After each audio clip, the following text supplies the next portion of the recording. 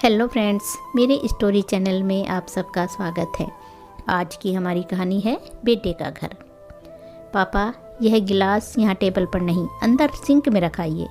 अंजलि अभी अपने ऑफिस से आएगी तो गुस्सा करेगी। उसे यह सब फैला हुआ पसंद नहीं है।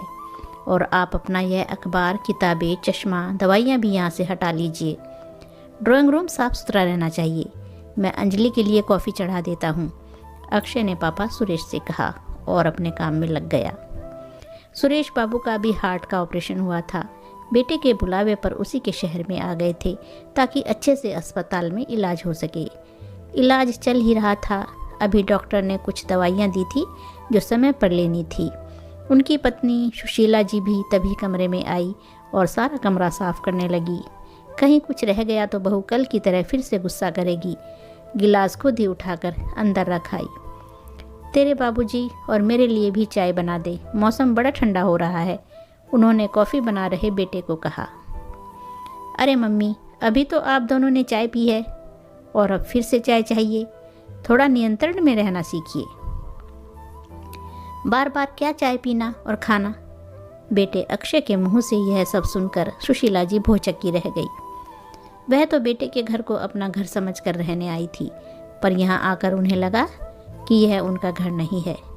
वह तो बस यहाँ मेहमान है, जिन्हें 2 वक्त की रोटी और चाय भी नाप तोल कर दी जाती है। अपने गांव के घर में वह जब भी मन किया चाय पी लेती थी, मन मर्जी से कुछ भी खा लेती थी, पर यहाँ तो बेटे के घर में उन्हें बहुत सोच समझ कर बोलना पड़ता है। मजबूरी में यहाँ आई थी। वह और सुरेश बाबू अच्छे भले गाँव में रह रहे थे। अचानक से सुरेश बाबू की तबीयत बिगड़ने लगी और उन्हें सांस लेने में दिक्कत होने लगी। गांव के डॉक्टर को दिखाया, पर वह दवाई ज़्यादा काम ना कर सकी। अक्षय को बताया तो उसने गांव से शहर आने को कहा, क्योंकि गांव में इलाज की सुविधाएं नहीं थी। सुशीला जी जैसे तैसे सुरेश जी को शहर ले आई। वहां डॉक्टर को दिखाया तो काफ़ी महंगा इलाज बताया। मम्मी, आपके पास पापा के इलाज के पूरे पैसे हों तो मैं आगे बात करूं, वरना देख लीजिए, अक्षय ने बिना लाग लपेट के बोला। अपने आंसू आंखों में रोकते हुए उन्होंने बेटे के हाथों में फसल से आए पूरे पैसे रख दिए। तब जाकर अक्षय ने उन्हें डॉक्टर को दिखाया और इलाज शुरू करवा दिया। सुशीला, यहाँ से चलो, मैं यहाँ नहीं रहना चाहता हूँ। मेरा यहाँ मन नहीं लगता। मुझे यहाँ क्यों ले आई? इस घर में मेरा दम घुटता है। यह बेटे का घर है, हमारा नहीं। सुरेश बाबू बोले जा रहे थे। आप चुपचाप लेटे रहिए।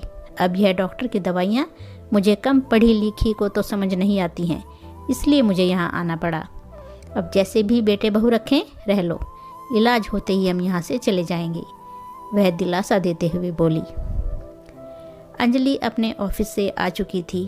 अंजलि बेहद ही नक चढ़ी और गर्म मिजाज की लड़की है, जिसे ना अपने सास ससुर की परवाह है, ना ही घर की परवाह है।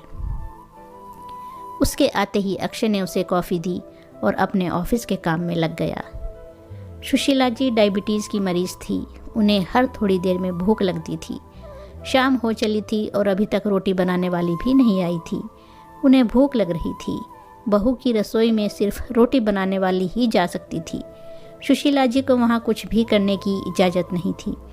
सुशीला, मुझे पता है तुझे भूख लग रही है और आज रोटी बनाने वाली भी नहीं आई। चल अपने घर चलते हैं। बेटे के घर में तो हमारी भूख प्यास और हमारी कोई कदर ही नहीं है। तभी अक्षय कमरे में आया और बोला, अंजलि और मुझे एक पार्टी में जाना है, तो सुबह की रोटी बनने रखी है, वह खा लेना। मैंने अचार निकाल कर रख दिया है। लेकिन बेटा, तेरे बाबूजी तो हार्ट पेशेंट हैं, उनके लिए दलिया बनाना होगा। सुशीला जी की बात को अनसुनी करते हुए अक्षय और अंजलि पार्टी के लिए चले गए। सुशीला जी ने कैश रोल में देखा तो पतली पापड़ सी रोटी पड़ी थी। उन्हें तो इस तरह ठंडी रोटी खाने की आदत भी नहीं थी। आखिर अपने गांव में हमेशा गर्मा गर्म और मोटी रोटी खाई है। उन्होंने हिम्मत की और सुरेश जी के लिए दलिया चढ़ा दिया। उन्हें दलिया खिलाकर दवाई दे दी, फिर खुद वो रोटी खा ली। सामान ऊपर से उतार तो दिया, पर उनसे दोबारा रखा नहीं गया। रात को दोनों देर से आए और सो गए। सुबह तेज आवाज़ से उनकी नींद खुली। वह सीधा उठकर बाहर गई। मम्मी, आपने किसकी इजाज़त से मेरे घर में दलिया बनाया और पूरी रसोई बिखरा दी? सुशीला जी समझ गई, उनका बेटा बहू की ज़बान से बोल रहा है, क्योंकि बहू को कुछ कहने की ज़रूरत ही नहीं होती, सब कुछ बेटा कह देता है। आज सुशीला जी से रहा नहीं गया, वह बिफर गई। हाँ, पता है यह तेरा घर है और तेरे घर में तेरी ही चलती है। यह बात अलग है कि यह तेरा घर, तेरा फ्लैट तेरे बाबूजी ने अपनी ज़मीन बेचकर तुझे दिलाया था। इस घर पर हमारा कोई हक नहीं है। हमें तो इतना भी हक नहीं है कि हम अपनी मर्जी से अपनी पसंद का कुछ बनाकर खा सकें। तेरे घर में हम दोबारा चाय तक नहीं पी सकते। यह बात और थी कि जब तू छोटा था तो हमने अपना पेट काट कर तुझे दोनों समय दूध पिलाया था, तेरे नखरे उठाए थे, तेरी पसंद का खाना बनाकर मैं तुझे खिलाने को तेरे पीछे दौड़ा करती थी। तेरी पसंद का खाना बनाकर मैं तेरे चेहरे पर खुशी देखना चाहती थी। तेरी पसंद के लिए मैं और तेरे बाबूजी अपनी पसंद भुला देते थे। पर तेरे घर में तेरी पत्नी को हमारा बिखरा सामान पसंद नहीं है। यह बात अलग है कि तूने अपना बचपन मेरे घर में बिताया था, जहाँ तेरे खिलौने हमेशा बिखरे रहते थे। तेरी किताबें, तेरे स्कूल के कपड़े, तेरे पेन पेंसिल पूरे घर में फैले रहते थे। तेरे गंदे जूतों की मिट्टी से रोज आंगन गंदा हो जाता था। तेरे घर में तो तू अपने हिसाब से रह सकता है, तेरी पत्नी रह सकती है, पर तेरे माता पिता को तेरे घर में खुश रहने की इजाज़त नहीं है। तेरा घर हमारे लिए तो जेल है, जहाँ हम अपनी मर्जी से कुछ भी नहीं कर सकते। हाँ बेटा, यह तेरा घर है, जहाँ तेरी माँ अपनी मर्जी से सांस भी नहीं ले सकती। मैंने गांव में फ़ोन करके तेरे चाचा को बुला लिया है। हम दोपहर को ही अपने घर चले जाएंगे। यह तेरा साफ़ सुथरा घर तुझे मुबारक हो, और तेरे बाबूजी का इलाज भी मैं खुद शहर आकर करवा लूँगी। अब तो मैं भी सब जान गई हूँ। तेरा घर तू अपने पास रख। हमारे पास ईश्वर की कृपा से गांव में घर है, जहाँ हम अपना बुढ़ापा बिता लेंगे, पर तेरे घर में कभी कदम नहीं रखेंगे। अपने बीमार पिता को तुझे यह कहते हुए शर्म नहीं आई कि गिलास सिंक में रखना? अभी वह कमज़ोर हैं और बीमार भी हैं। गिलास और सामान तू भी अंदर रख सकता है, पर तुझे तो अपनी पत्नी की सेवा से फुर्सत मिले तो हमारे लिए कुछ करेगा ना।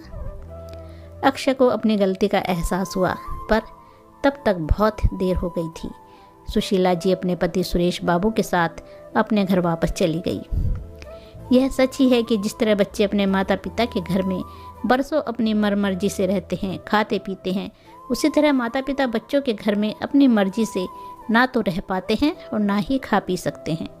माता पिता के लिए बच्चों का घर घर नहीं बल्कि जेल बन जाता है। तो दोस्तों, कहानी कैसी लगी? अच्छी लगी है तो लाइक और शेयर जरूर कीजिए।